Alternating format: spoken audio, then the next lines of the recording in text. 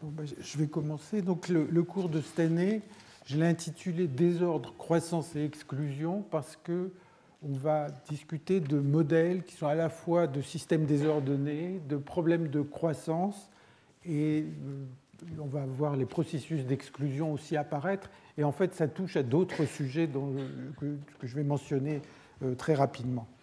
Alors, en fait, il y a beaucoup d'approches théoriques qui sont utilisées, et en fait, presque toutes les approches qu'on utilise en physique statistique sont utilisées dans ce cadre. Donc en fait, même si on ne s'intéresse pas à un de ces problèmes précis, c'est un lieu pour apprendre des méthodes qui sont utilisées bien au-delà de ce type de système.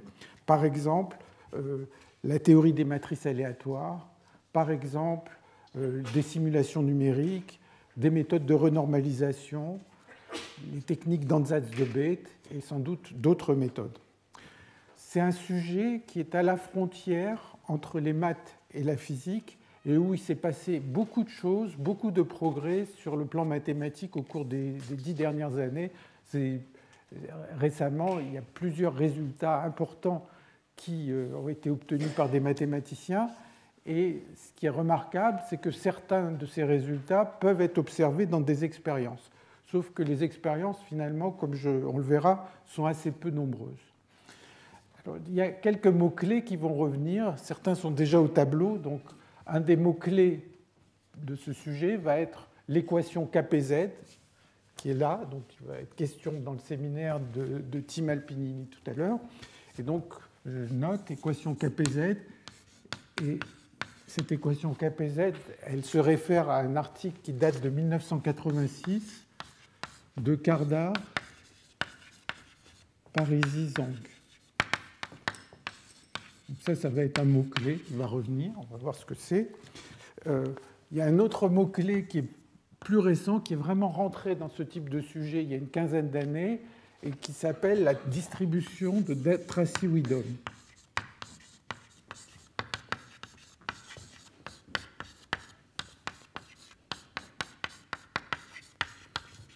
Alors, qui date de 1994, mais en fait, les gens se sont rendus compte de son importance dans ce type de problème autour du début des années 2000. D'autres mots-clés, polymères dirigés,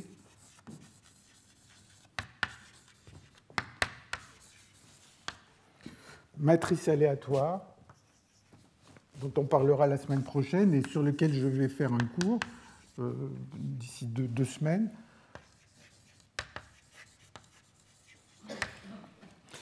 Équation de Burgers.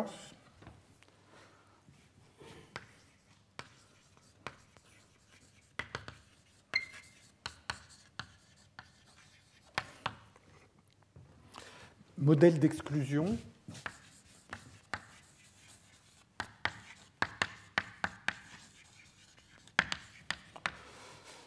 Bon, du point de vue mathématique, un progrès important a été de la compréhension ou la résolution d'un problème ancien de mathématiques qui s'appelle le problème de Ulam, en fait, qui a à voir avec un problème de permutation aléatoire.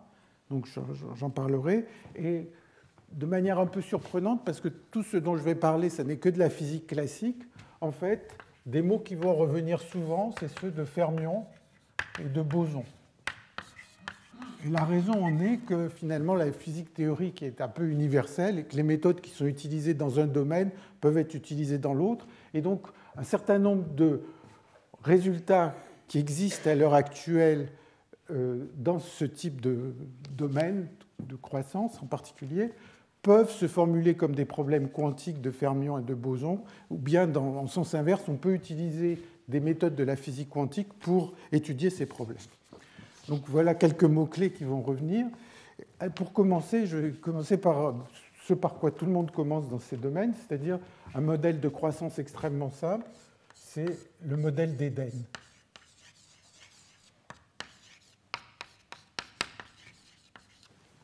Ce modèle d'Eden, il date des années 60, du début des années 60. Eden est un mathématicien et il essaye de faire un modèle minimal de la croissance d'une colonie de bactéries.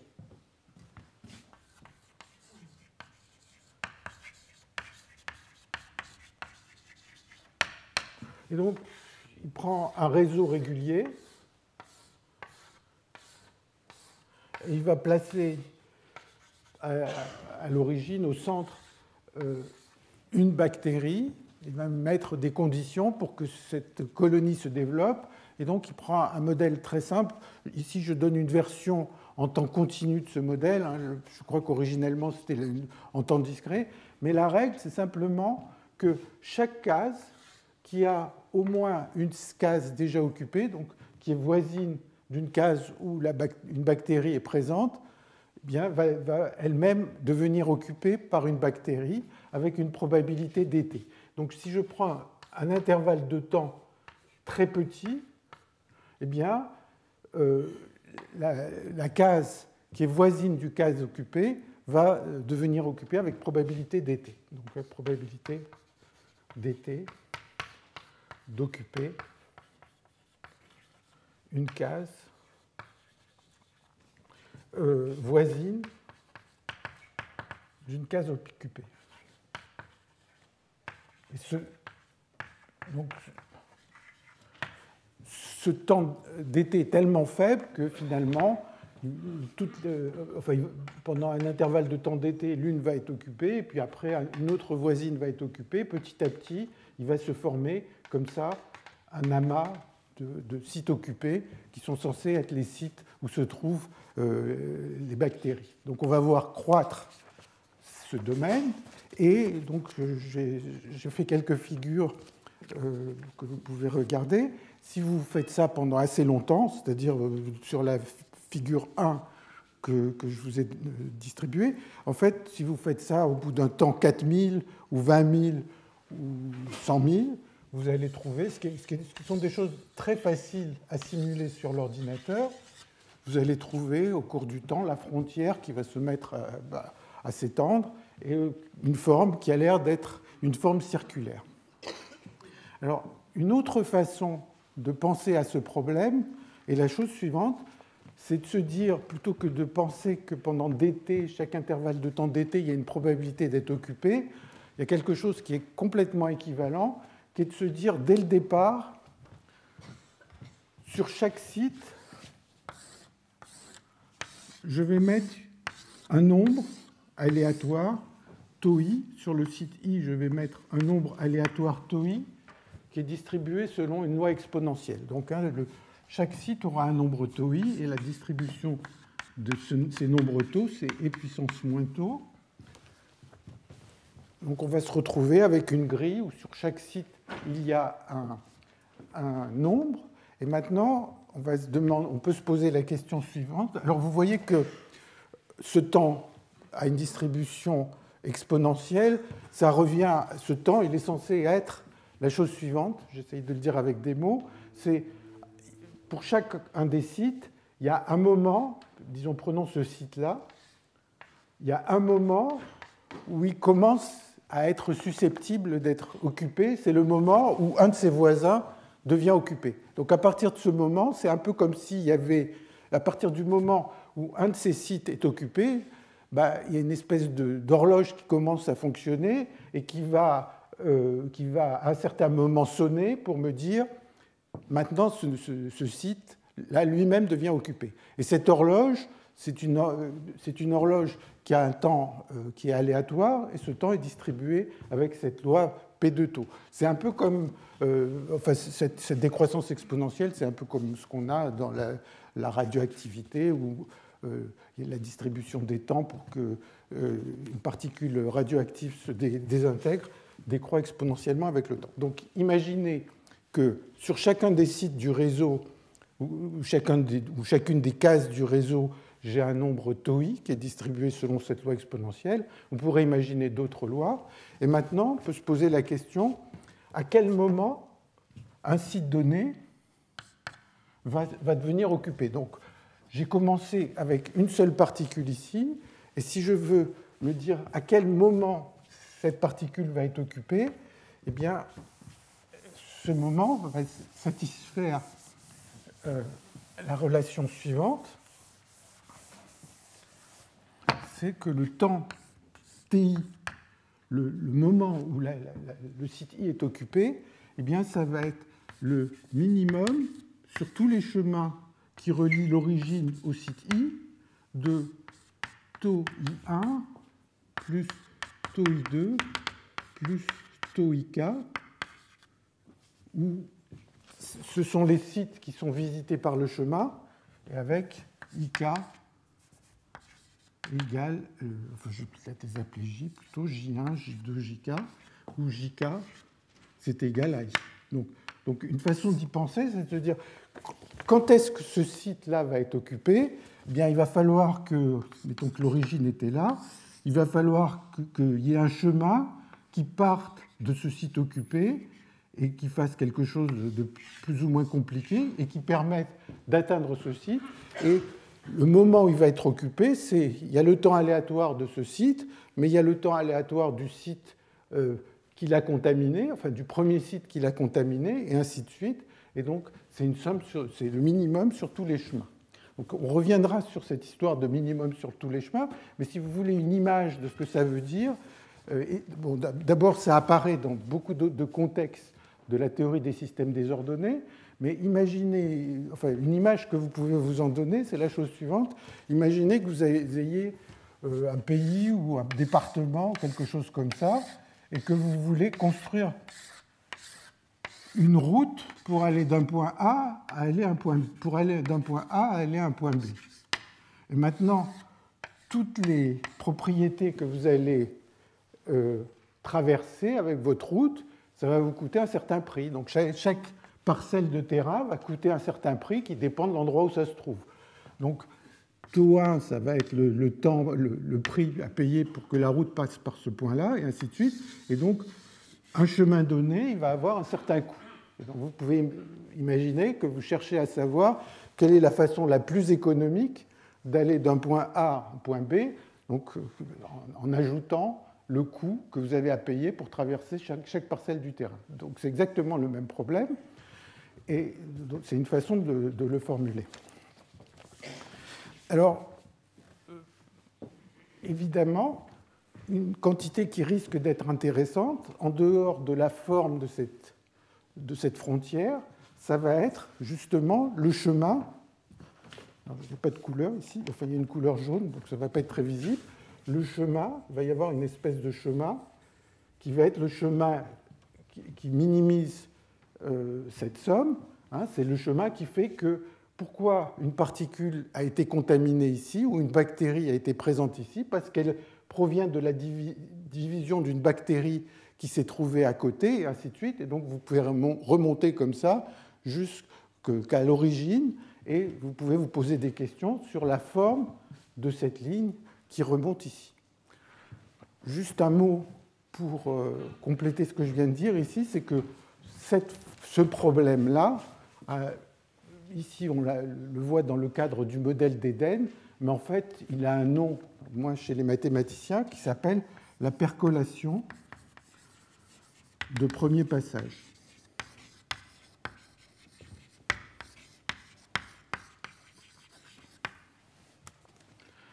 Alors, maintenant qu'on a ce modèle d'Éden, encore une fois, une particule, et puis petit à petit, les particules voisines sont occupées, et puis il va y avoir une espèce de forme aléatoire, on peut se demander, est-ce que ça a à voir avec une réalité quelconque qu'on peut observer dans des expériences? Alors, il y a des expériences qui datent finalement assez longtemps après l'introduction de ces modèles et après les études théoriques qui ont été faites sur ces modèles, qui datent de l'équation KPZ dont j'ai parlé tout à l'heure, à peu près, c'est-à-dire du milieu des années 80. Il a fallu attendre assez longtemps pour que quelques expériences permettent de l'observer. Et chaque fois, les conditions expérimentales sont difficiles. Alors, on cite parfois, enfin, moi, dans la littérature, un article de Wakita, mais qui date que des années 97, et qui, dans certaines conditions, fait croître des colonies de bactéries et observe ce genre de forme. Ce dont je vais discuter, ce n'est pas uniquement cette forme à peu près, mais c'est les fluctuations de ces formes et comment les lois qui les gouvernent. Et donc, dans cet article, ils ont besoin de conditions particulières. En particulier, il faut qu'il y ait beaucoup de nutriments. Vous pouvez faire croître une colonie de bactéries et avoir des nutriments relativement dilués. Et à ce moment-là, la colonie de bactéries va se mettre à développer des formes assez compliquées parce que donc ça va être des choses qui ressemblent à un autre sujet dont je ne vais pas parler du tout cette année, ce qui s'appelle le problème de DLA. Et la raison en est simple, c'est que s'il y a peu de nutriments, eh bien, ceux qui sont un peu en arrière n'ont plus grand-chose à manger pour croître. Par contre, ceux qui arrivent à atteindre les bords, à s'éloigner le plus possible du centre, vont avoir plus à se nourrir et donc vont arriver à se développer. Si par contre il y a beaucoup de nutriments, il n'y a pas de raison particulière pour que les bactéries s'échappent dans toutes les directions. Donc ça, c'est une situation où il semble qu'on observe ce type de structure. Alors, on peut imaginer des contaminations, par exemple, que le site de départ est porteur d'un germe, et puis petit à petit, par exemple, dans une forêt, ou petit à petit, au cours du temps, eh bien, la région qui est affectée va se développer. Les gens ont imaginé aussi l'avancée de fronts de combustion. Vous imaginez que ce système représente par exemple une forêt, et puis un des sites est enflammé, et petit à petit, la flamme va se répandre, va se propager d'un site à l'autre. Mais si vous essayez de regarder, d'étudier ce genre de problème, en fait, il va y avoir des effets de température, des effets de vent, etc., qui vont faire que ce genre de modèle ne sera pas très adapté. Il se trouve que des gens ont fait des expériences avec des papiers, avec des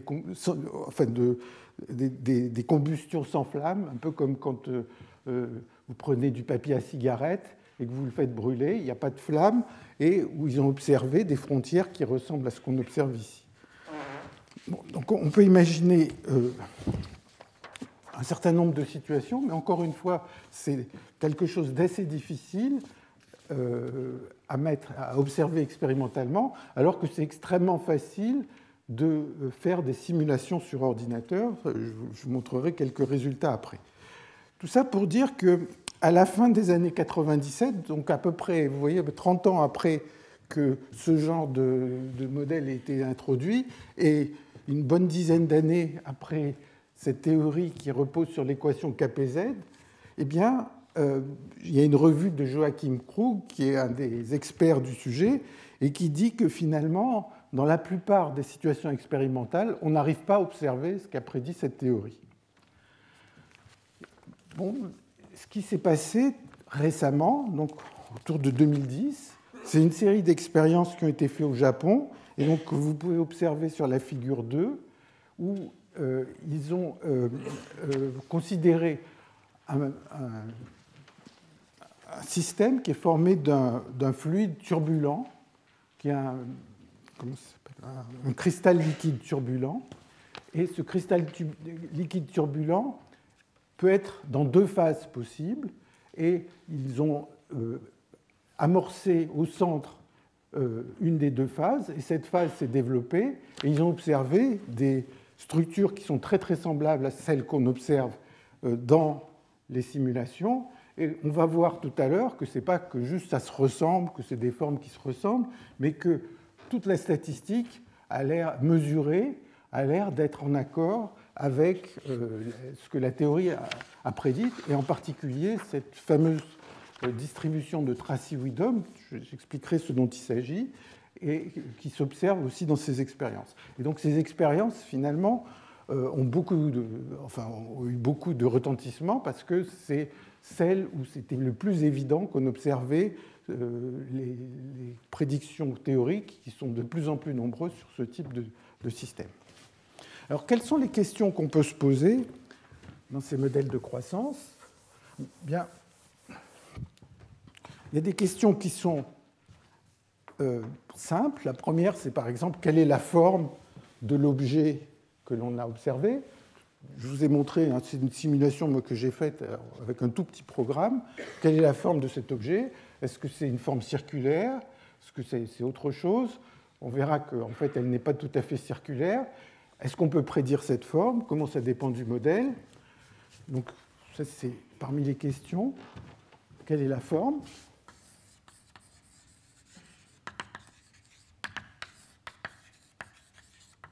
Quelle est la vitesse d'avancée de cet objet? À quelle vitesse il se développe? Mais en fait, ces deux questions, bien sûr, elles sont importantes, on aimerait bien savoir y répondre, mais elles sont très liées. On va voir que, en fait, comprendre la vitesse et comprendre la forme, c'est essentiellement la même chose. Pour les experts, ça ressemble à une construction de Wolf, mais peut-être ce qui est le plus intéressant, c'est pas ça, c'est la forme des fluctuations. À quoi ressemble cette interface? Comment cette interface, cette frontière fluctue? Et en fait, la raison pour laquelle ces fluctuations sont importantes, c'est que ces fluctuations sont universelles. Alors juste pour vous rappeler un peu cette idée d'universalité dans un cadre qui est simple, imaginez un fluide, un gaz par exemple, ou un liquide, à l'équilibre thermodynamique. Donc on sait beaucoup de choses dessus. Donc si je prends un fluide à l'équilibre et loin d'une transition de phase, donc typiquement vous prenez une région d'air dans cette pièce ou de l'eau dans une bouteille. Et maintenant vous posez la question suivante. Vous avez votre fluide et vous prenez une certaine région de ce fluide et vous vous posez la question comment la densité va fluctuer à l'intérieur de ce fluide. Donc une façon de se poser cette question, c'est de se dire j'ai un petit volume V, enfin petit, il va être très grand par rapport à la taille des molécules, mais une petite région de ce volume, et il va y avoir un certain nombre de particules à l'intérieur de ce volume. Et maintenant, ce nombre de particules, hein, vous avez un fluide à l'équilibre, il y a des collisions, des particules rentrent, des particules sortent, etc. Et donc, vous pouvez vous poser des questions de savoir quelles sont les propriétés de ce système, quelle est la pression en fonction de la densité, de la température, des choses comme ça. Et ça, en général, si le fluide est constitué d'atomes avec des interactions, comme Lennard-Jones, ça n'est pas une chose facile à calculer. Il y a des tas d'approximations, mais c'est quelque chose qui n'est pas facile et qui, en plus, est non universel. Par contre, si vous prenez ce fluide, bien que les particules ont des interactions, donc bien qu'il y ait des corrélations entre les positions des particules, eh bien, le nombre de particules dans le volume V va fluctuer et va avoir une distribution qui est gaussienne. Et cette distribution, elle est gaussienne, elle est universelle, elle ne dépend pas des détails du fluide, elle ne dépend pas de savoir si vous avez pris un volume V ou 5V ou 10V, vous allez toujours observer la même distribution, la distribution gaussienne. Eh bien, ici, il va en être de même, c'est-à-dire que si je m'intéresse à la forme de l'interface qui est ici, ou à la fluctuation de cette interface, il va y avoir une loi universelle qui ne va pas dépendre des détails du modèle qu'on considère et qui va être une distribution avec des fluctuations universelles. Et ça ne va pas être une distribution gaussienne, ça va être une distribution qui, au moins si je fais cette croissance en dimension 2, c'est la distribution de Tracy-Widom, dont on va reparler.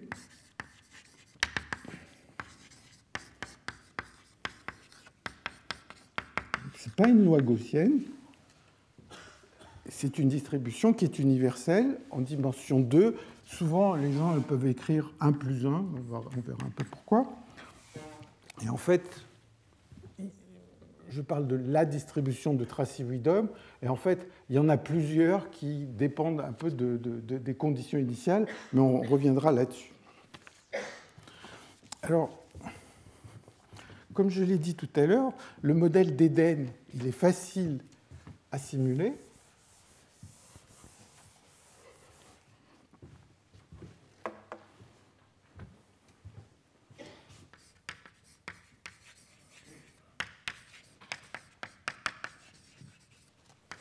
Il est facile à simuler, et si on veut essayer de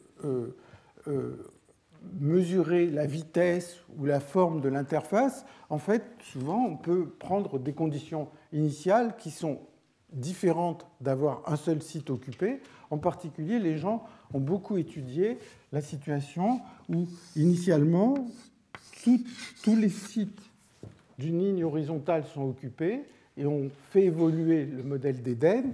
Et donc, on va avoir, au cours du temps, ce qui est dessiné un peu sur les figures que je vous ai mis, eh bien, on va voir se développer, on va voir croître cette région de sites occupés, éventuellement avec des tout petits trous. On va avoir une interface qui devient, comme on dit, rugueux, c'est-à-dire que ce n'est pas du tout plat.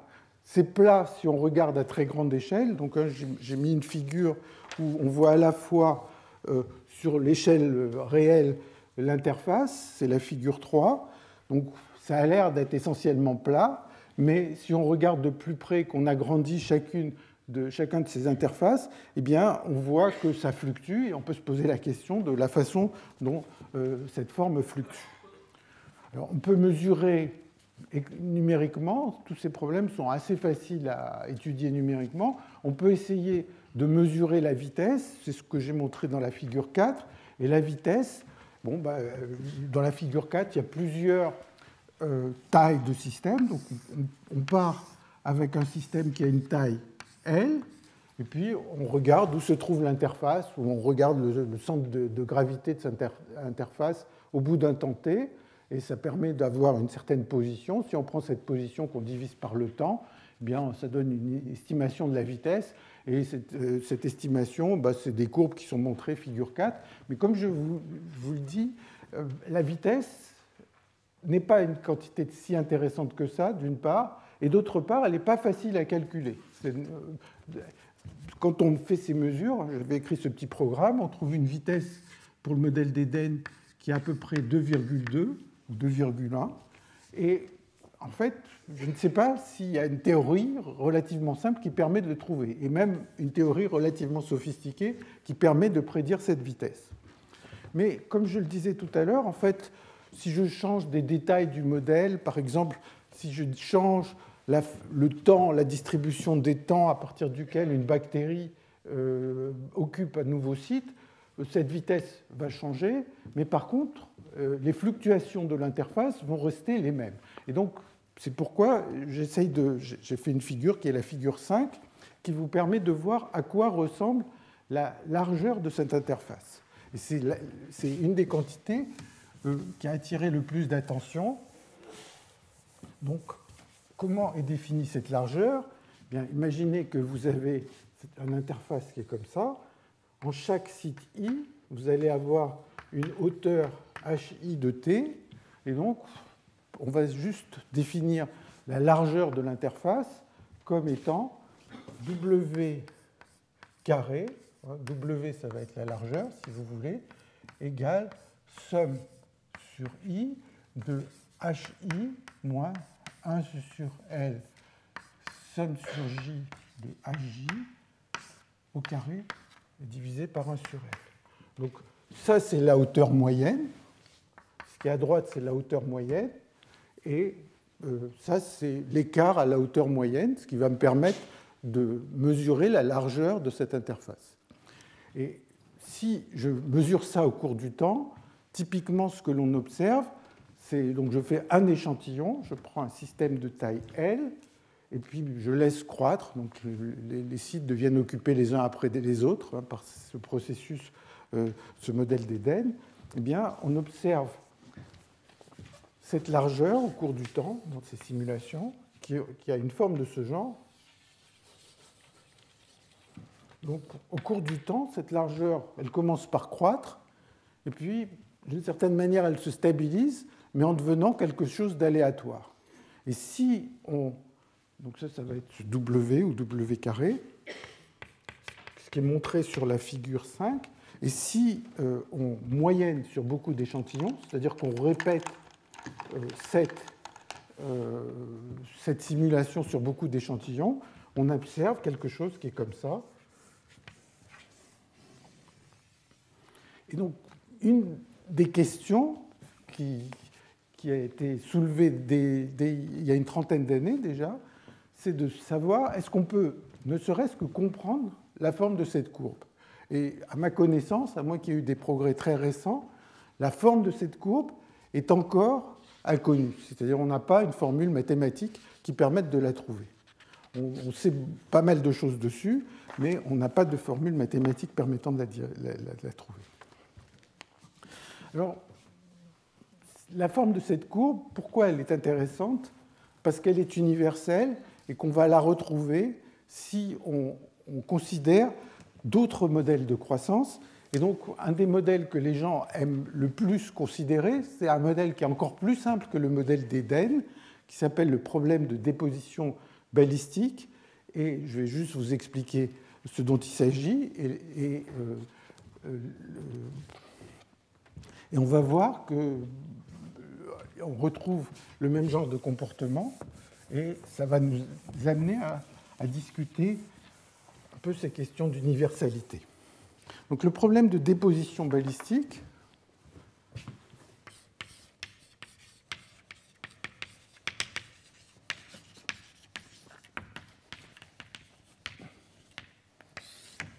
c'est un modèle de croissance aussi, mais par sédimentation. Donc vous imaginez que vous êtes au fond d'un océan, et puis vous laissez déposer des petites particules ou des petites matières organiques. Et à quoi va ressembler le fond de cet océan? Et donc, le modèle de déposition balistique est défini de la manière suivante. Sur chaque site, vous avez une certaine hauteur. Sur le site I, vous avez une certaine hauteur. Donc, je vais mettre un site I, c'est une hauteur HI. Il y a une hauteur HI à l'instant T sur chaque site I. Donc, à un moment donné, vous avez une interface qui a une forme de ce genre. Et puis, donc, encore une fois, les gens, pour faire des simulations, aiment bien faire des choses sur deux réseaux. Bien sûr, les bactéries ne vivent pas sur un réseau régulier. Les sédiments ne se mettent pas sur un réseau carré comme ça. Et on imagine que pendant chaque petit intervalle dt, encore une fois très, très petit devant 1, eh bien, il y a une probabilité dt qu'il y ait un carré qui tombe, qui tombe au-dessus de cette surface. Et ce carré, il va tomber jusqu'au moment où il va être en contact avec la surface, et il va se coller, et il va s'arrêter là. Donc voilà quel est le problème de déposition balistique. Vous avez une pluie de particules qui tombent, et puis cette pluie de particules qui tombent vient s'agréger, vient se coller au cluster, à l'objet qui existait déjà, et petit à petit, cette interface va monter. Alors, un des grands avantages de ce modèle, c'est que en chaque site, vous avez une seule variable, qui est la hauteur, HI à l'instant T,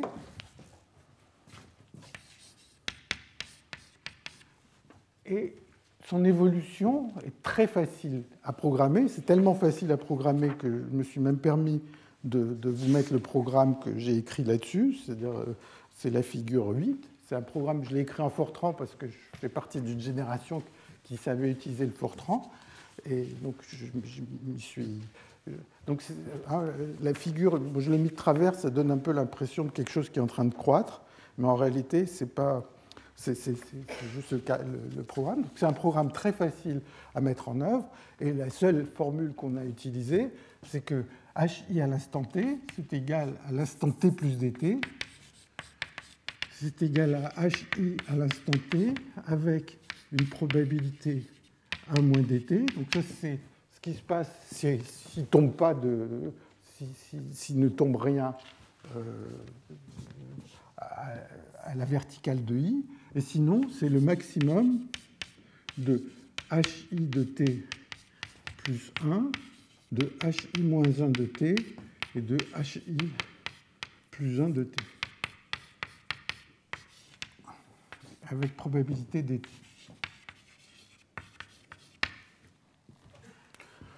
Donc soit il ne tombe rien, auquel cas la hauteur reste la même, soit il tombe une particule.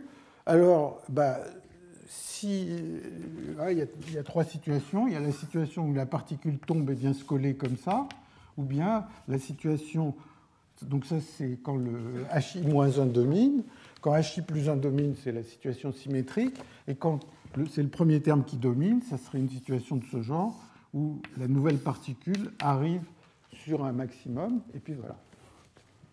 Alors, ces modèles, je vous dis, c'est des modèles de sédimentation.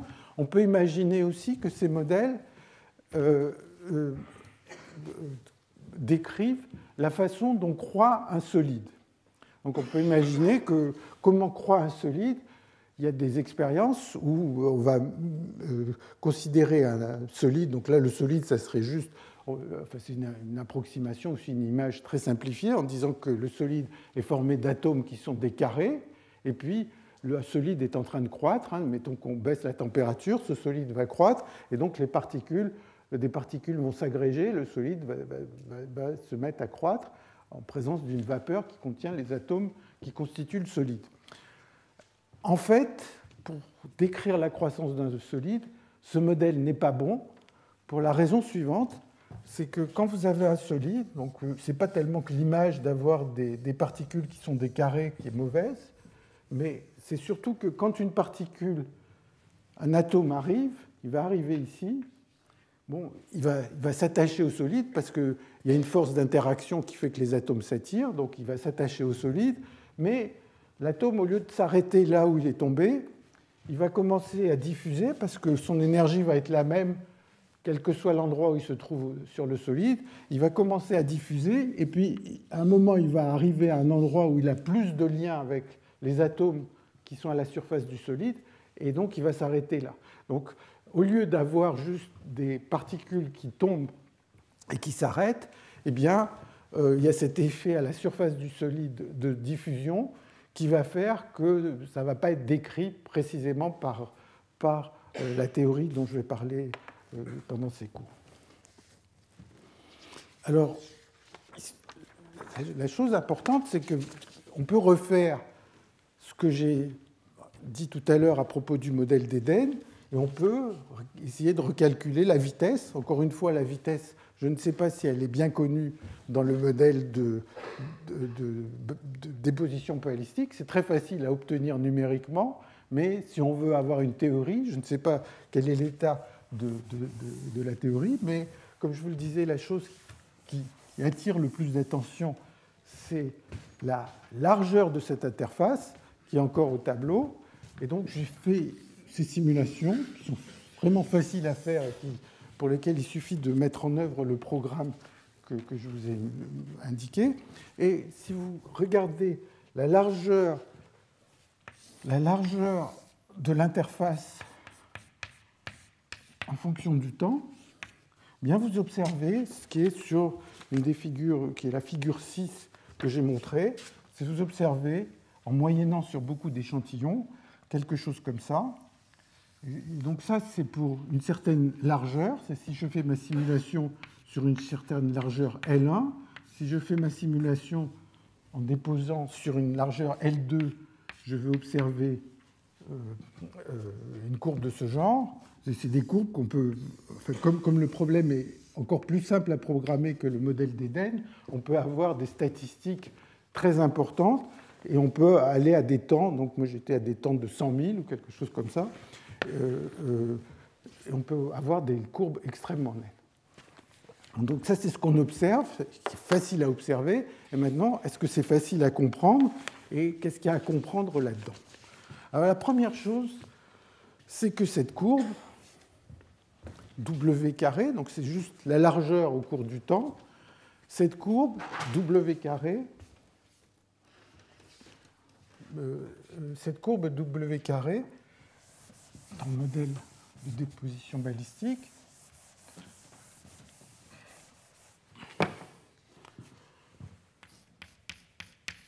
Elle dépend du temps, de la largeur, du modèle peut-être, de la condition initiale, etc. Elle dépend de beaucoup de choses. Mais, disons, si on a un modèle donné, une condition initiale, on va avoir une largeur qui dépend de ces deux choses-là. C'est une fonction de deux variables. Et en fait, la chose remarquable, c'est qu'on peut mettre toutes ces données sur une seule courbe et qu'on observe une forme d'échelle, ce qui veut dire que ce W carré, au lieu d'être une fonction de deux variables, en fait, quand T est grand et L est grand, donc pour un grand système et si les temps sont longs, ceci, ça prend la forme L de qui, une fonction de T sur L puissance Z. Donc ça, c'est ce qu'on appelle une forme d'échelle qui apparaît essentiellement presque tout le temps, comme par exemple dans la théorie des transitions de phase, quand on se place autour d'un point critique. Et donc vous voyez qu'au départ, on a une fonction qui est de deux variables et qui devient une fonction d'une seule variable. Et cette fonction, eh bien, la théorie fait que cette fonction va être la même, quels que soient les détails du modèle que l'on regarde.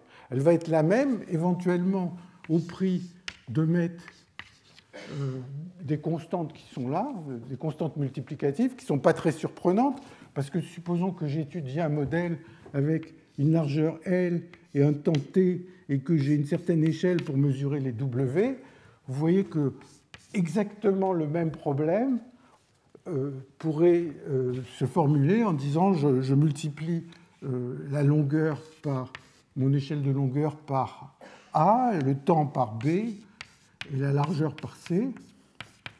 Et 6. Donc exactement le même problème, c'est juste en changeant l'échelle. Au lieu de mesurer le L en mètres, je le mesure en millimètres. Au lieu de mesurer le temps en secondes, en heures, etc. Et donc, si je fais des changements de variables comme ça, vous voyez qu'il y a des constantes qui vont changer. Mais à part ça, la fonction va être la même. Et la chose qui est remarquable, c'est qu'elle est la même, même si je vais d'un modèle à un autre. Et donc, on peut se poser la question de savoir si on peut la comprendre. Alors, au début des années 80, enfin au milieu des années 80, les gens ont fait ces simulations. Ça correspond à une période où les ordinateurs sont devenus plus faciles d'accès. Donc, c'était très facile de faire ce type de programme. Et donc, il y a eu beaucoup de simulations. Et la première chose que les gens ont observée, c'est que si on changeait de modèle, eh bien, la forme qui est ici, alors j'ai dessiné T, la largeur en fonction du temps. En fait, ce que j'ai dessiné, c'est sur une échelle log-log. Et ils ont observé qu'il y a une droite qui est là, et que cette droite, elle croît avec un exposant T qui va 2 bêta. Je mets toujours des 2 là parce que je prends la largeur au carré. Hein, ça veut dire que la largeur elle-même augmente comme T puissance bêta.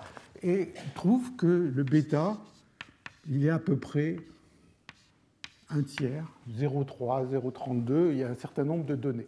Et par exemple, j'ai repris un article qui est énormément utilisé sur ce sujet, qui est dû à un des auteurs, Alpinelli, qui va parler tout à l'heure. Et j'ai repris, c'est les figures 9 et 10. Il a pris 3 modèles. L'un, c'est le modèle d'Éden. L'autre, c'est le modèle de déposition balistique. Le troisième modèle, je ne vais pas rentrer vraiment dans les détails, il s'appelle RSOS. C'est Restricted SOS, c'est pour solide on solide. Donc c'est un modèle de solide sur solide, restreint.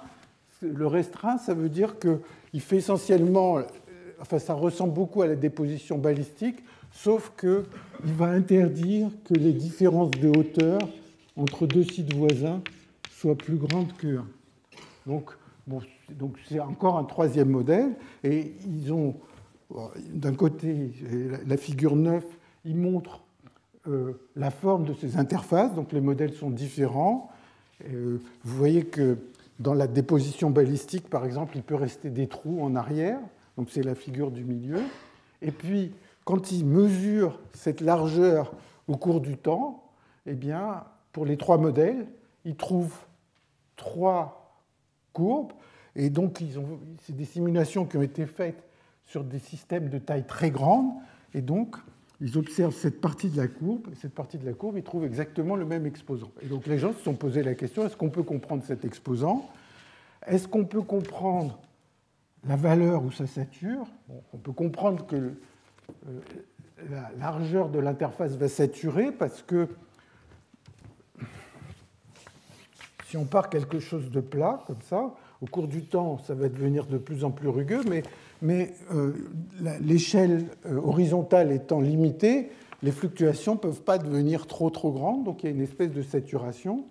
Et donc la question, c'est est-ce qu'on peut faire une théorie pour comprendre ces exposants, pour comprendre cet exposant qui est là? Et donc c'était un des enjeux de ce sujet au milieu des années 80. Alors,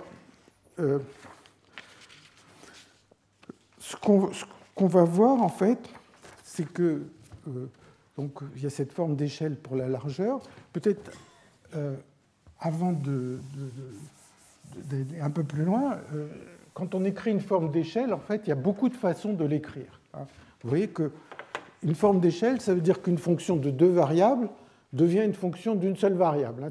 Donc, vous imaginez que c'est une très grande simplification. Imaginez que vous avez un ordinateur, vous voulez stocker 1000 points d'une fonction d'une variable, eh bien, vous avez 1000 mémoires à occuper. Si vous voulez occuper une fonction de deux variables, vous avez 1 million de mémoires. Donc, le fait que c'est cette forme, c'est une très grande simplification conceptuelle. Maintenant, quand on a une forme d'échelle de cette forme, on peut l'écrire de beaucoup d'autres façons que j'écris, qui sont juste de changer la définition de la fonction là. Donc, on pourrait l'écrire, je vais enlever ces constantes là qui n'ont pas d'intérêt. Donc, je peux l'écrire comme ça, une fonction de t puissance 1 sur z fois divisé par L, ou bien je peux l'écrire comme une fonction de t puissance 2 qui sur z fois une fonction, une troisième fonction de t puissance 1 sur z fois L, 1 sur z, etc. Bon, il y a plusieurs façons de l'écrire. Et donc, quand on teste la situation à temps court, on a un exposant qui est ce t de bêta, et l'exposant de bêta qu'on peut écrire, qu'on peut voir ici, c'est que bêta égale qui sur z.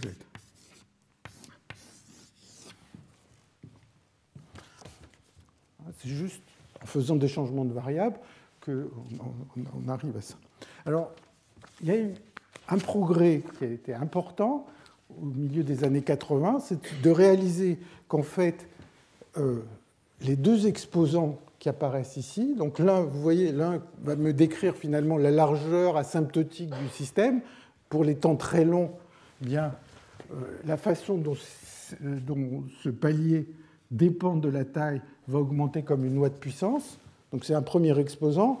Et le deuxième, il me dit combien de temps il faut attendre avant d'atteindre ce palier. L'exposant t sur L puissance z, ça me dit que le temps qu'il faut attendre pour atteindre le palier augmente comme la taille du système à une certaine puissance z. Il y a ces deux exposants qui apparaissent, et au milieu des années 80, enfin vers la fin des années 80, il a été réalisé que qui plus z égale 2. C'est-à-dire que ces deux nombres, qu'on fasse des simulations à 2 dimensions, à 3 dimensions, qu'on fasse croître un modèle d'Eden à 3 dimensions ou en toute dimension, il y a cette relation. Alors on va essayer d'expliquer pourquoi, mais peut-être juste pour vous donner un peu une idée de la façon dont la recherche fonctionne, eh bien, j'ai reproduit ce que j'ai trouvé dans un article de Krug et Spohn qui date de 91, où les gens ont étudié beaucoup de modèles. Ils ont étudié ces problèmes de croissance, des problèmes de polymères qui ont à voir avec cette ligne optimale dont je parlais tout à l'heure, et ils ont mesuré ces exposants. Alors Z s'appelle Z, et qui est là, s'appelle zeta. C'est une des difficultés de ce problème, c'est que souvent le même exposant a des noms différents selon les auteurs. Bon, toujours est-il que vous voyez vers le bas de ce tableau, tout d'un coup, un moment où la somme des deux exposants vaut 2. Et c'est le moment où finalement la théorie a compris ça. Donc il y a les simulations qui sont antérieures, où on trouve 2,02, il y a même 1,82, etc. Et tout d'un coup, bon, donc ça vous dit que quand les gens savent ce qu'ils doivent trouver, finalement, ils le trouvent plus facilement. Bon, alors, je vais essayer d'expliquer la relation entre ces deux exposants. Alors, la relation entre ces deux exposants, elle nécessite un petit aparté, enfin une petite remarque. C'est comment la vitesse dépend de la pente de l'interface. Donc vous avez une interface en train de croître. Bon, on peut se dire, supposons que localement, il fluctue, localement, il va y avoir des endroits où il y a une certaine pente. Comment cette vitesse dépend de la pente? Alors, je prends l'exemple d'une croissance isotrope. Donc, imaginons que ça soit vraiment un bon modèle pour des bactéries en train de se développer. Les bactéries, elles ne savent pas, il n'y a pas de réseau, il n'y a pas de raison du tout pour lesquelles la vitesse dépend de la direction. Donc le V est le même dans toutes les directions. Dans toutes les directions. Néanmoins, si l'interface est penchée, bon, donc, alors attendez, je vais comparer ce qui se passe quand c'est plat, quand c'est horizontal et quand c'est penché. Et quand c'est horizontal, il y a une certaine vitesse V qui est la même, donc au bout d'un temps t, l'interface essentiellement ce sera déplacée de Vt. Bon, c'est pas très malin. Et si c'est isotrope, eh bien, la distance qui va être parcourue ici va être Vt aussi, puisque ça ne dépend pas de la direction. Mais j'ai envie de faire une description du système en termes de hauteur. Donc si vous imaginez que l'interface a bougé de Vt dans cette direction, la hauteur qui est là, elle a augmenté de plus que Vt. Et elle a augmenté de quoi? Eh bien, c'est un petit calcul de trigonométrie ou quelque chose comme ça. Si l'angle était θ, eh bien, la distance qui est parcourue verticalement là, c'est V tilde t, et V tilde t, V tilde, c'est V sur cos θ. C'est juste, bon, il faut regarder où est le triangle rectangle. Donc il y aura un triangle rectangle ici, et donc le V tilde, c'est V sur cosinus θ, et donc c'est V. Et cosinus θ, c'est dH sur dx. Donc c'est V sur... Bon, ben vous exprimez le cos θ en fonction du dH sur dx, de la pente. Et donc ça vous donne racine de 1 plus dH sur dx au carré. Donc vous voyez que même si la vitesse est isotrope, eh bien, le V tilde, la façon dont la hauteur augmente, dépend de la pente. Et ça, c'est quelque chose d'important, ça joue un rôle important, c'est que la vitesse de croissance de la hauteur dépend de la pente. Mais vous voyez, ici, c'est de manière triviale. Alors après, si vous prenez des modèles sur des réseaux, il peut y avoir d'autres contributions qui font que ça va dépendre de la pente de manière un peu plus compliquée. On le verra un peu plus tard. Mais en général, même si c'est isotrope, la vitesse V tilde qui me donne la dérivée de la hauteur dépend de la pente. Alors maintenant, comment on comprend à partir de là la relation entre les deux exposants?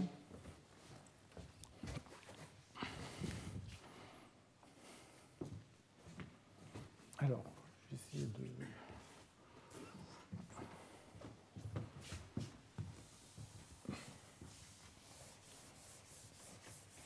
Alors, pour ça, je reprends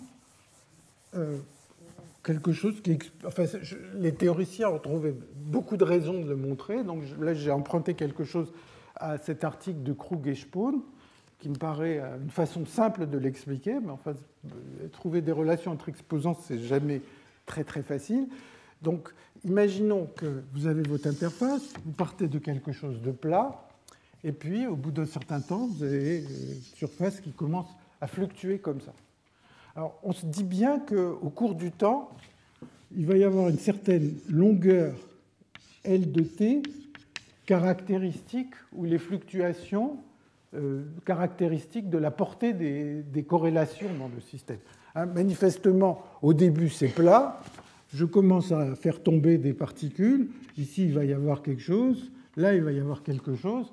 Ça va prendre un certain temps. Il va falloir attendre assez longtemps pour que les fluctuations qui sont produites ici commencent à affecter ce qui se passe à une certaine distance. Donc il y a une espèce de longueur caractéristique qui augmente au cours du temps et qui me dit sur quelle distance les fluctuations sont corrélées. Et cette longueur caractéristique, elle est facile à voir, elle va augmenter. Cette longueur, elle va me dire quand est-ce que cet argument va valoir quelque chose d'ordre 1, c'est-à-dire le moment de la saturation. Quand la longueur de ces corrélations va atteindre la taille du système, imaginez que j'ai un système de taille L, quand cette longueur va atteindre la taille du système, eh bien, les fluctuations vont arrêter de grandir. Donc, ce L de t, il se comporte en t puissance 1 sur z.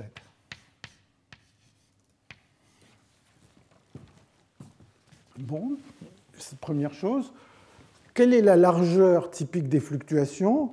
Bien, je regarde ici, au cours du temps, les fluctuations augmentent avec le temps, avec une puissance du temps qui est donnée ici. Donc, le W, bon, là j'ai écrit W carré, il y a un facteur 2.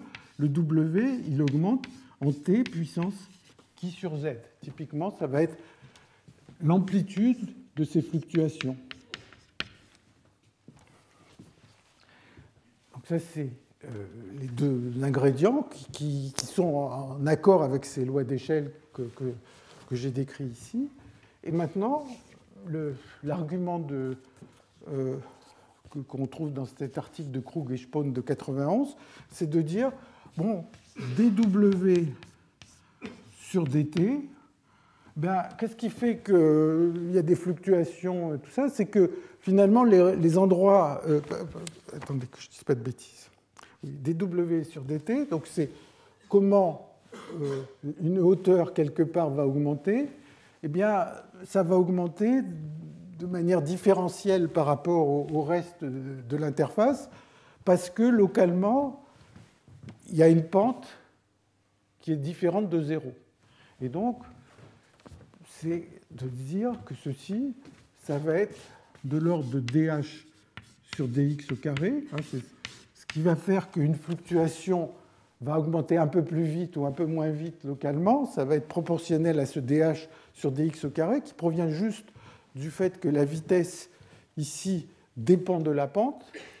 Bon. Et une estimation de dH sur dx, c'est de dire que dH sur dx, c'est égal à W sur L.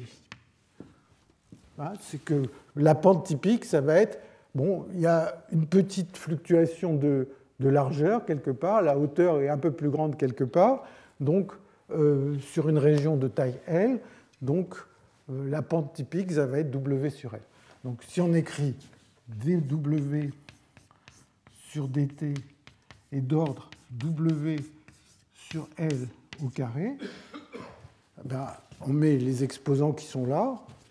Après, c'est un calcul d'une ligne qui va nous dire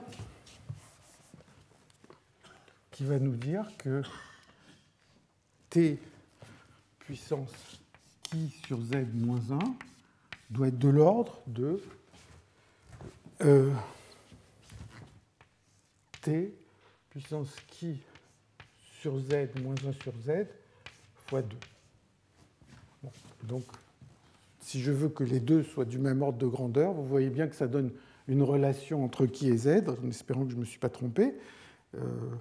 Non. Et si vous faites le calcul, ce qui est totalement élémentaire, vous tombez sur cette relation entre les exposants qui apparaissent là. Donc, encore une fois, il y a cette courbe universelle sur la largeur. Hein, donc, encore une fois, on reprend une condition initiale, plate, on laisse se développer, on mesure, c'est une des choses les plus faciles à mesurer, la largeur de l'interface, donc la hauteur en chaque site, ça c'est juste la variance de la hauteur en chaque site. On observe des courbes qui saturent. Plus le système est grand, plus la saturation se passe loin, enfin il faut attendre longtemps, et la valeur qui sature est de plus en plus grande. Et maintenant, il y a deux exposants. Quand le système est grand, il y a une forme d'échelle que j'ai écrite ici, où apparaissent deux exposants, et ces deux exposants sont liés par la relation qui est là. Alors, il y a quelque chose en plus qui est très particulier à deux dimensions, qui est le fait que la forme de l'interface, et ça on va le voir dans un exemple un peu plus précis, peut-être tout à l'heure ou la prochaine fois, en fait, quand on fait cette croissance à deux dimensions, alors souvent on écrit 2, 1 plus 1, parce que, disons, on a notre interface qui est en train de croître, et donc il y a une dimension particulière qui est la première dimension, et il y a la deuxième dimension qui est là. Il y a la dimension dans laquelle on croît quand on part de quelque chose de plat, et pas la même que la dimension horizontale, hein, donc on écrit comme ça. Et alors, ce qui se passe, c'est que dans cette dimension, c'est particulier, on verra pourquoi, eh bien, dans cette dimension, la forme de l'interface, quand on regarde à grande échelle, c'est-à-dire sur les courbes que je vous ai montrées, si on le faisait pour des systèmes très grands, eh bien, c'est un mouvement brownien. C'est-à-dire que, de manière microscopique, ça ressemble à une marche aléatoire. Quand je me déplace le long de cette ligne, c'est un peu comme une marche aléatoire. On verra que pour certains modèles, c'est exactement comme une marche aléatoire. Et donc, ça me dit que la largeur, ici, la largeur, elle va augmenter comme t puissance 1,5. Attendez, là je suis en train de dire des bêtises.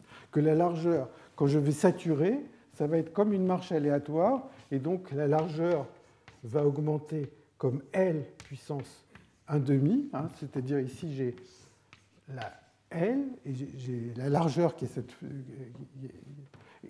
comme ça, et donc si c'est le cas, ça me dit que l'exposant qui apparaît là-bas, il vaut 1,5. L'exposant Z, il vaut donc 3,5. Et tout à l'heure, on a vu que la façon dont l'interface s'élargit au cours du temps, c'est l'exposant qui sur Z, et donc ça donne cette valeur bêta égale 1/3 qu'on observe dans les simulations, et ça permet de déterminer complètement ces exposants critiques. Ça veut dire que si L est infinie, la largeur augmente comme t puissance 2 bêta, avec bêta égale 1/3. Le t puissance 2 bêta, c'est 2 qui sur z, et donc c'est 2/3. Donc ça, c'est très particulier en dimension 1 plus 1. En dimension 2 plus 1, la relation entre les exposants que j'ai écrites ici va rester valable, mais la valeur de bêta n'est pas connue. Donc il y a des grosses simulations, et il est possible que Tim, tout à l'heure, en parle, parce qu'il a beaucoup étudié ces situations en 2 plus 1, et donc d'essayer de comprendre cette universalité en dimension 2 plus 1. Donc je vais dans le temps qui me reste, parler de l'universalité. Et l'universalité, donc, ça n'est pas uniquement la valeur de ces exposants, mais en fait, c'est toute la distribution de hauteur. Donc,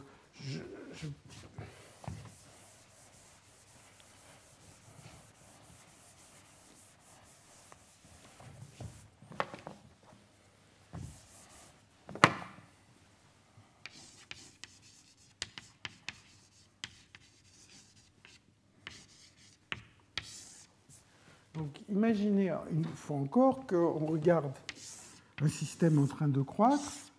Bon, on a une taille L. Imaginons que cette taille L est très très grande.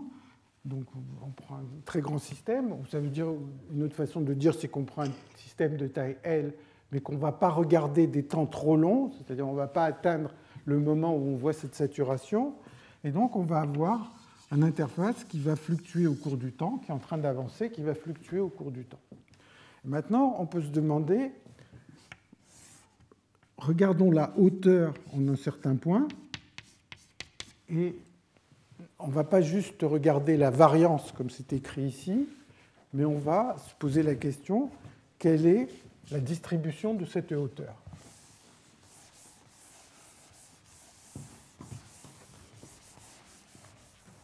Donc, on va mesurer la probabilité de HI à l'instant t, et pour avoir quelque chose qui ne varie pas trop au cours du temps, eh bien, ce qu'il faut faire, c'est soustraire la vitesse, et puis on avait cette idée que la largeur de l'interface augmente au cours du temps, la largeur W augmente au cours du temps, donc on va faire, regardez ça, divisé par l'exposant bêta, bêta qui est égal à chi sur z, avec les notations qui sont là.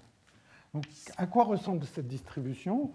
Et la chose importante qui a été découverte, disons, comprise et découverte au début des années 2000, avec un article qui est assez célèbre, qui est de Prahofer et Spohn, qui sont deux Allemands. Mais en fait, cet article, il est célèbre, on va revenir un peu dessus, mais en fait, il a utilisé un résultat qui a été obtenu par des mathématiciens 1 ou 2 ans avant, sur un tout autre problème qui a à voir avec des permutations aléatoires.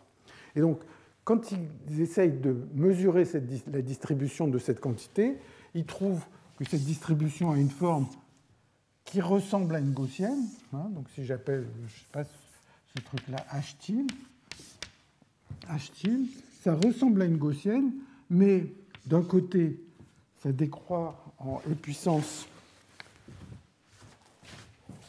moins h à la puissance 3,5, et de l'autre, ça décroît en e puissance moins h3. Donc, ce n'est pas une gaussienne. La gaussienne, elle décroîtrait en e puissance moins h carré des deux côtés. Là, c'est une distribution qui a cette forme. Et cette distribution, elle est universelle. Et je vous l'ai montré dans une des figures que j'ai fait imprimer. C'est la figure 12. C'est ce que Prahofer et Spohn ont montré, c'est que pour un modèle particulier qui s'appelle la polynucléaire growth, sur lequel je reviendrai aussi, ils trouvent cette distribution, et cette distribution, elle a un nom, ça s'appelle la distribution de Tracy-Widom. Donc c'est la distribution de cette hauteur. Et la chose... Alors en fait, dans la courbe qu'on voit sur la figure 2, il n'y a pas une distribution, il y en a plusieurs qui apparaissent. Et le plusieurs, il provient du fait que c'est universel, mais ça dépend de la condition initiale. On peut commencer avec une condition initiale qui est plate, par exemple. Ou bien on pourrait commencer avec une distribution, comme j'avais fait au début du modèle d'Eden, avec une seule particule. Donc au lieu de commencer avec toute une ligne occupée, on pourrait commencer avec une seule particule. On peut imaginer aussi d'autres conditions initiales. Ils trouvent ces distributions de Tracy-Widom. Je vais être plus précis sur leur origine, et elles sont apparues dans un contexte qui est totalement différent, mais sur la signification de ces distributions de Tracy-Widom. Et la chose tout à fait remarquable, c'est le bas de la figure 12, c'est donc ces expériences qui datent de 2011 sur ces cristaux liquides turbulents, où ils trouvent exactement la même distribution qui s'appelle, on va voir pourquoi, GOE et GUE, quand je parlerai des matrices aléatoires. Donc, la distribution elle-même est universelle, et bien sûr, la compréhension de ces distributions demande des outils théoriques qui sont un peu sophistiqués, et que j'aborderai en particulier en vous parlant de matrices aléatoires. Alors, à ce stade, on a vu rapidement ce que c'est que cette distribution Tracy-Widom, avec la validation dans certaines expériences récentes. Et l'autre mot magique dans ce sujet, c'est l'équation KPZ. Donc je vais vous dire ce que c'est que l'équation KPZ, puisque en particulier elle apparaît dans le titre du séminaire.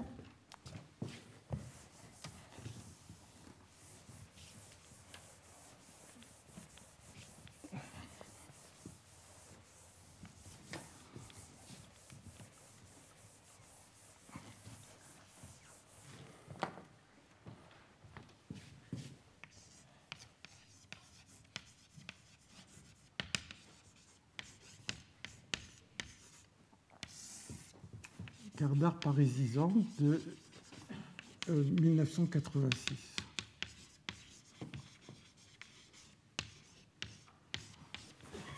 Alors, si je reprends le problème de déposition balistique, on avait vu que la hauteur au point t plus dt était donnée par soit il ne se passe rien, soit il n'y a aucune brique qui tombe, donc avec probabilité 1 moins dt, et puis c'était le maximum de hi moins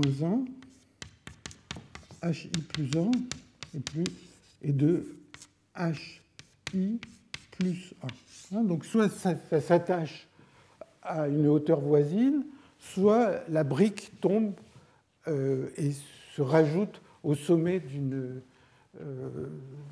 hauteur qui était déjà existante. Ça avec probabilité dt. Donc déjà, la partie qui est à droite, on voit qu'il y a quelque chose de stochastique, d'aléatoire. La croissance va avoir un caractère aléatoire, puisque à chaque intervalle de temps, on fait soit une chose, soit une autre. Ça veut dire qu'on va tirer un nombre au hasard. Donc il y a un côté aléatoire. Si je regarde la formule du bas, je peux la réécrire un tout petit peu différemment. Je peux l'écrire hi plus maximum de hi plus 1 moins hi moins 1 moins hi et de 1. Donc, on voit qu'il y a un côté aléatoire et que la façon dont la hauteur augmente est une fonction aléatoire et non linéaire des différences de hauteur. Ce qui importe, la façon dont la hauteur augmente ne dépend pas de la hauteur elle-même, ça dépend juste des différences de hauteur. Alors, l'équation KPZ, elle fait le travail, je vais l'écrire.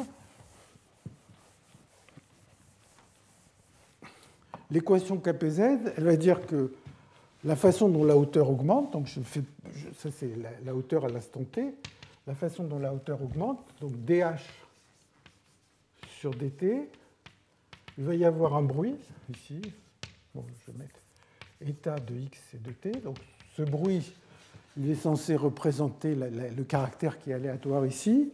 Et puis maintenant, il va dépendre de la pente locale. Et donc, on va imaginer que la pente est faible, on va imaginer que la pente est faible, et on va essayer de développer cette fonction non linéaire. Au lieu de dire que c'est un max, on va dire que c'est une fonction non linéaire, et on va la développer par rapport à ces arguments. Donc si vous essayez de les développer, vous allez avoir hi plus 1 moins hi, plus hi moins 1 moins hi.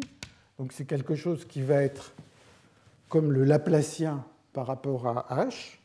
Donc,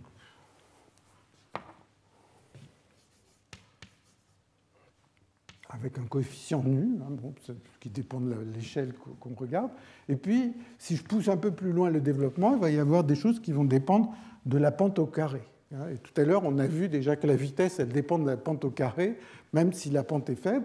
Et donc, il va y avoir un terme en lambda des gradients de h au carré. Je l'écris en dimension quelconque. Et donc, l'équation KPZ, la voilà, c'est comment une interface est en train de croître. Eh bien, il y a un terme de diffusion ou de viscosité, si vous voulez. Il y a cet effet que la vitesse dépend de la pente, légèrement. Même, vous vous souvenez, même dans le cas isotrope, il faut se souvenir que la vitesse, parce qu'on est en train de raisonner sur la hauteur h et pas sur la distance à l'origine, que la vitesse dépend de la pente, et puis il y a un bruit. Alors, ça, c'est l'équation KPZ sur laquelle on va un peu discuter. Pour les mathématiciens, et, alors peut-être j'ai oublié de dire qu'on prend un bruit blanc gaussien. Donc c'est censé représenter cette hauteur sur des grandes échelles. Ce n'est pas juste un modèle microscopique. Bien sûr, ce n'est pas une description fidèle du modèle microscopique, mais on imagine, pour essayer de comprendre l'universalité, qu'à grande échelle, ça va être donné par cette équation.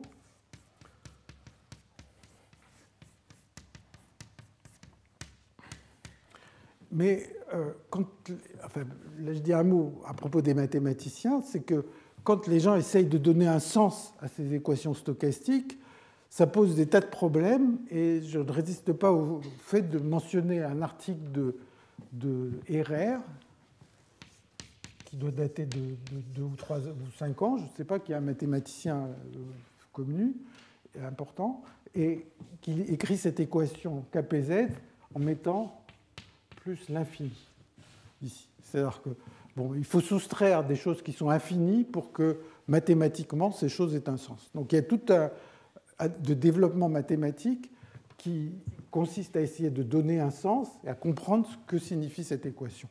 Mais les physiciens arrivent à dire des tas de choses sans mettre le infini, et le plus souvent en regardant des modèles particuliers comme les modèles dont j'ai parlé de manière théorique. Précédemment. Pardon. Donc ça, c'est l'équation KPZ. Et donc, on parle de l'universalité KPZ. Et si on veut, se souvenir d'un sujet qui a été beaucoup étudié au cours des années 60, 70 et 80, qui est la théorie des transitions de phase, eh bien, il y a un peu l'analogue. La théorie des transitions de phase du second ordre, eh bien, on a, de la même façon qu'ici, il apparaît des exposants critiques à une transition, il apparaît des universalités, c'est-à-dire que quand vous faites des expériences sur tel ou tel type de fluide, vous observez le même type de comportement critique, et au milieu des années 60-70, eh bien, est apparue une équation à grande échelle qui s'appelle l'équation de Ginzburg-Landau, et qui, d'une certaine manière, couvre toutes ces classes d'universalité et qui décrit à grande échelle tous les fluides qu'on peut imaginer, même si on change la nature chimique de ces fluides. Donc l'équation KPZ, c'est un peu pour les systèmes hors d'équilibre l'équation de Ginzburg-Landau qu'on avait pour les systèmes à l'équilibre. C'est une équation à grande échelle qui décrit une classe d'universalité. Alors, on verra, en particulier la prochaine fois, on verra qu'il y a des cas limites. Par exemple, s'il n'y a pas de bruit, c'est une équation qui apparaît dans le domaine de la turbulence qui s'appelle l'équation de Burgers. Si on enlève la non-linéarité, c'est une équation qui a été proposée pour la sédimentation qui s'appelle Edwards-Wilkinson. Et donc, toutes ces équations ont une assez longue histoire et conduisent à pas mal de résultats. Les deux cas que j'ai cités sont beaucoup plus faciles à résoudre que l'équation KPZ. Et donc, j'essaierai d'en parler un peu dans les séances qui suivent. Alors, la dernière chose que je vais mentionner aujourd'hui, c'est peut-être pas aussi important que l'universalité, c'est à quoi ressemble la forme des objets qui sont en train de croître. Et donc, il y a un lien très important entre la forme et la vitesse de croissance.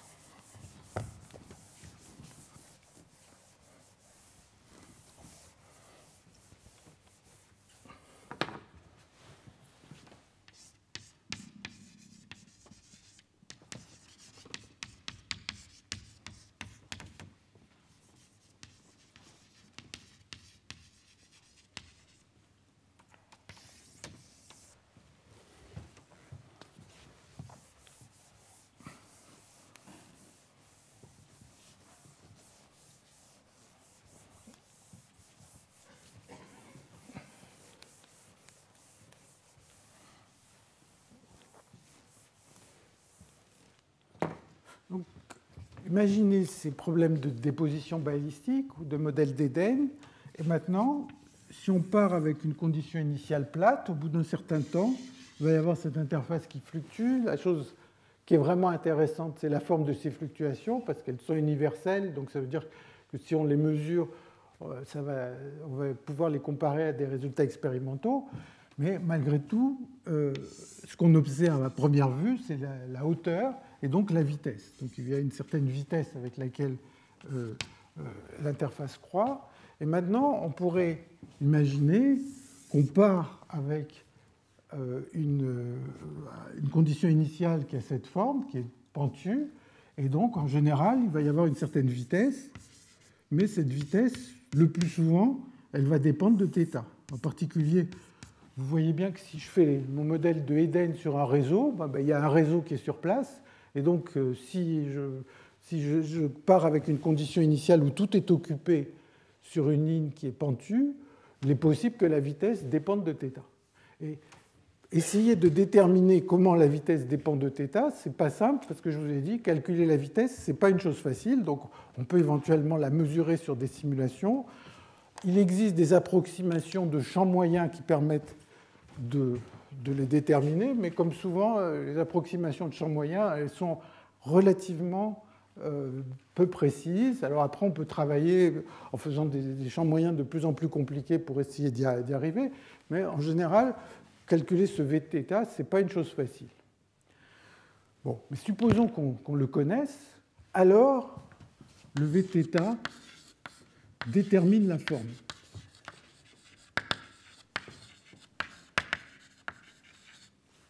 Alors, je crois la dernière courbe que j'ai montrée, eh bien, on voit des formes, et en fait, là, j'ai simulé deux modèles qui sont que Krug et Spohn appellent le modèle de Richardson.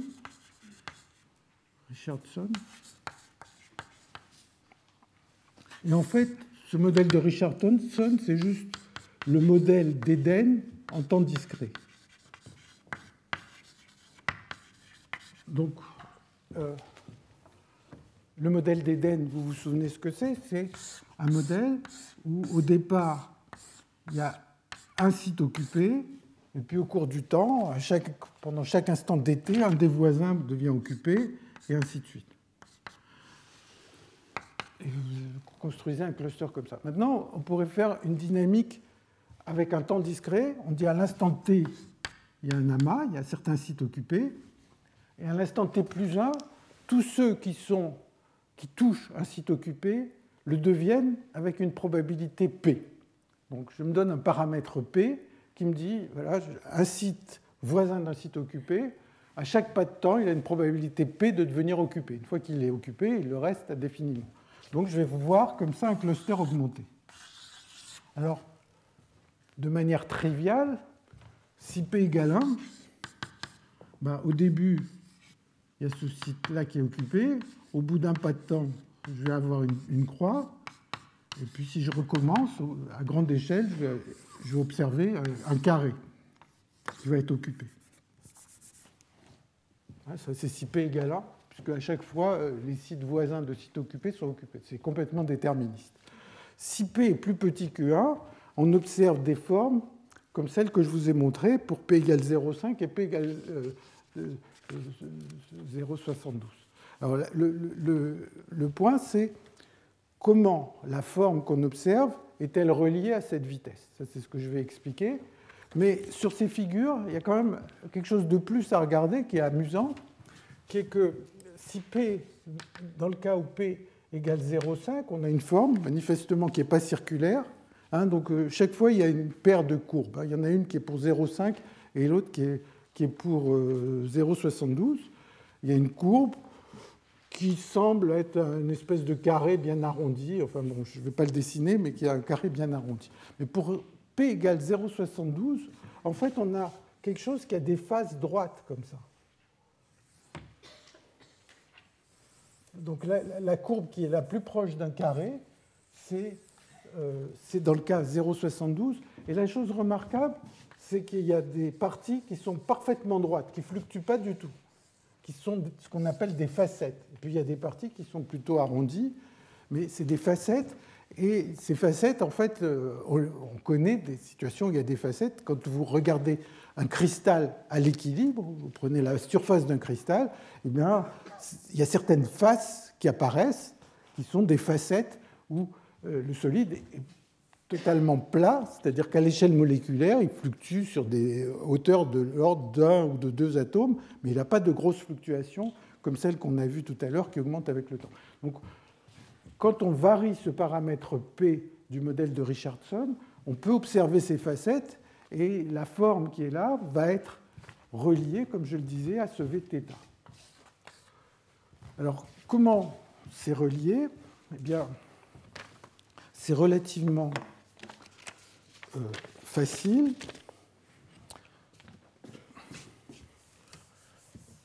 Comment la forme est reliée à l'angle. Alors, je vais essayer de prendre le langage de la hauteur, c'est-à-dire qu'au lieu de regarder en coordonnées, disons, circulaires, je vais penser en termes d'une hauteur. Donc j'ai une certaine hauteur. Et maintenant, dH sur dt, ça va être une vitesse qui dépend de la pente. Même dans le cas isotrope, il y aura une dépendance dans la pente, comme on l'a vu. Alors, quelle va être la forme de l'objet obtenu? Donc, ce sera le demi-objet, puisque maintenant, je pense en termes d'une hauteur.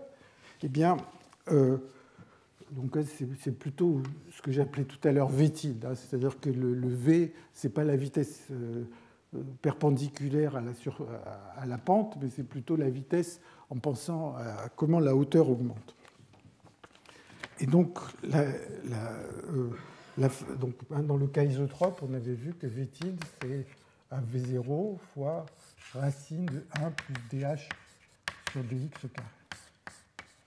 Alors, comment la forme peut être comprise à partir de la connaissance de la vitesse? Donc, c'est une façon de se dire, soit je regarde la forme, j'en déduis la vitesse, soit je connais la vitesse et je peux prédire la forme. Alors, pour les temps longs, il y a un objet qui est en train de croître au cours du temps, et le h de x et de t, donc là, j'en suis plus au stade de regarder les fluctuations, je regarde juste la forme, eh bien, va être de la forme t fois g de x sur t.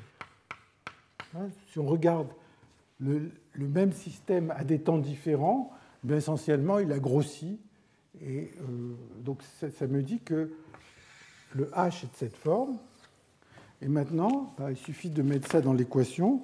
Et donc, si je dérive par rapport au temps et si je dérive par rapport à x, ça va me donner que g de la variable y moins y g' de y est égal à v tilde de g' de y.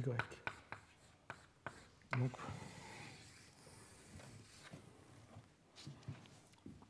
bon, alors c'est un exercice totalement sans mystère qui consiste à prendre le cas isotrope, par exemple, où la fonction v tilde est donnée par cette formule, et de vérifier que la forme est bien un demi-cercle, que G c'est bien la forme d'un demi-cercle. Mais a priori, si on prend une vitesse qui dépend de la pente de manière différente, on va trouver une forme, la forme est donnée par ça, et une forme qui va être solution de cette équation. Donc ça, je vais m'arrêter là. La prochaine fois, donc, je vais revenir sur d'autres modèles où on observe KPZ, en particulier deux types de modèles, les problèmes d'exclusion qui ont à voir avec des questions de trafic en particulier, qui ont leur origine aussi dans des modèles de biologie, de trafic intracellulaire, et puis les problèmes de polymères dirigés dont j'ai très brièvement parlé tout à l'heure, qui sont à quoi ressemble, quand on cherchait par exemple le chemin optimal de coût minimal, par exemple, pour aller d'un point à un autre, eh bien, c'est tout à fait un problème de polymère dirigé. Donc je m'arrête là. Il va y avoir un séminaire par un des experts mondiaux qui a écrit donc une revue, peut-être pour vous convaincre qu'il connaît le sujet. j'ai apporté une revue qu'il a écrite en 1995 avec Zhang. Et cette revue, bon, elle a une certaine épaisseur, mais surtout elle est usée, parce que quand même avant que je commence à préparer ce cours, c'est un objet, un matériel qui permet de travailler, de savoir vraiment beaucoup de choses sur ce sujet. Donc c'est un des experts, et à mon avis, ça vaut la peine de l'écouter. J'ai eu un peu de mal avec l'anglais, je ne savais pas ce que ça voulait dire real. Je ne sais pas si les gens savent, donc je l'ai traduit, j'ai ouvert le dictionnaire, ça veut dire royaume. Mais à part ça, donc il va parler vraiment des progrès récents sur KPZ, et en particulier de ses travaux à lui. Je vous remercie.